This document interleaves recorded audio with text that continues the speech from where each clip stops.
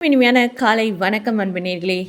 இன்றைய பொழுது மிகவும் அருமையாக செல்லட்டும் என்று வாழ்த்திக்கொண்டு இன்றைய காலை சிந்தனையாக உங்களிடம் ஒரு அருமையான கதையை தான் பகிர போகிறேன். ஒரு காட்டில் கரையான்கள் ஒன்று கூடி ஒரு புற்றை கட்டுவது அப்படின்னு தீர்மானிச்சது. அதற்கான இடத்தையும் தேர்வு செஞ்சு புற்றுக்கு உகந்த மண்ணை தேர்ந்தெடுத்து புற்றை கட்ட தொடங்கியது கரையான்கள். அந்த இடத்திற்கு ஒரு பாம்பு வந்தது. கரையான்கள் கடுமையாக வேலை செய்வதை பார்த்தது. அன்றிலிருந்து கரையான்கள் வேலை செய்யும் இடத்திற்கு வருவதும் வேடிக்கை பார்ப்பதும் வழக்கமாக கொண்டிருந்தது அந்த பாம்பு. இப்படியே ஒரு வருட காலம் போனது. கரையான்கள் புற்றை கட்டி முடித்தன.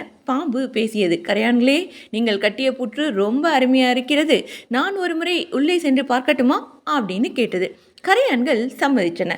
பாம்பு புற்றுக்குள்ளே சென்று பார்த்தது. பாம்பு வெளியே வரும் அப்படின்னு கரையான்கள் காத்திருந்து பார்த்தது. ஆனால் அது வெளியே வரவே இல்லை. கரையான்கள் வெளியிலிருந்து பாம்பை கூப்பிட்டது. புற்று வசதியாக இருக்கிறது. இனி இது என்னுடையது. வேண்டுமென்றால் நீங்கள் இன்னொரு புற்றை கட்டிக்கொள்ளுங்கள். இங்கிருந்து கிளம்புங்கள். இல்லை என்றால் என் விஷத்துக்கு இரையாவீர்கள் அப்படின்னு மிரட்டியது பாம்பு. சோகத்தோடு கிளம்பின கரையான்கள். வழியில் சாதுவை சந்தித்து நடந்தவற்றை சொல்லி வருத்தப்பட்டன. சாது பாம்பிடம் பேசினார். பாம்பே, புற்றை உருவாக்கி கொள்ளும் ஆற்றல் உனக்கு இல்லை. அடுத்தவன் உழைப்பை திருடுகிறாயே. அடுத்தவன் உழைப்பை பலத்தால் பெறுவது நியாயமல்ல அப்படின்னு பாம்புக்கு அறிவுரை சொல்றாரு. பாம்பு சொல்லுது, சாதுவே, உலகத்தில் பலசாலிகள் வைத்தது தான் சட்டம் என்பது உங்களுக்கு தெரியாதா? பலசாலியிடம் நியாயத்தை எதிர்பார்ப்பது முட்டாள்தனம் என்று சொல்லிவிட்டு அப்படியே நகர்ந்து போயிடுச்சு. கரையான்கள் அழுது கொண்டே அந்த இடத்தை விட்டு நகர்ந்தது.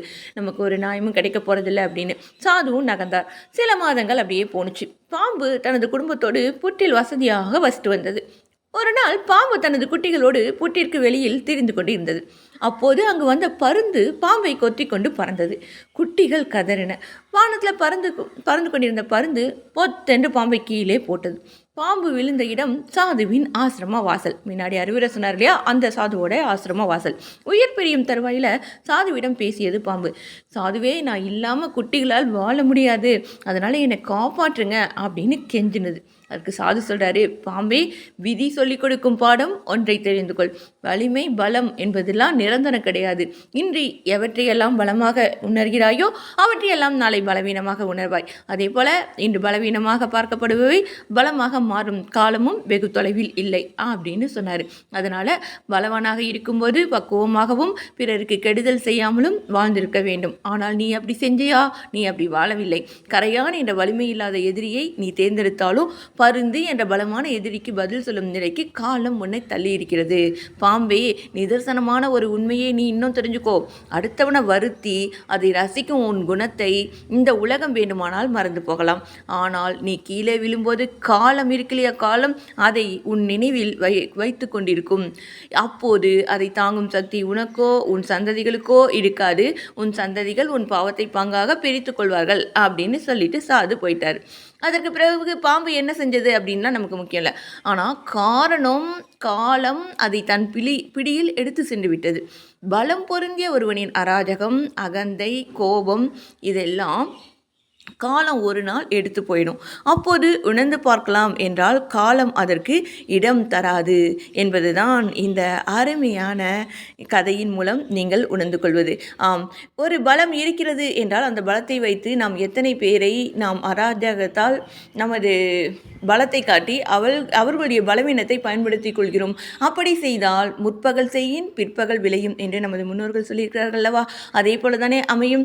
இதையே அழகாக சிந்தித்து கொண்டு நமக்கு பலம் இருந்தாலும் எங்கே காட்ட வேண்டுமோ அங்கே காட்ட வேண்டும். பலவீனமானவர்களிடம் பலத்தை காட்டி நாம் எதையாவது செய்தோம் என்றால் கண்டிப்பாக அதற்கு பின் விளைவை அனுபவித்து தான் தீர வேண்டும் என்பதை இந்த கதையின் மூலம் நீங்கள் நீதியாக உணர்ந்து கொண்டிருப்பீர்கள் என்று நம்புகிறேன்.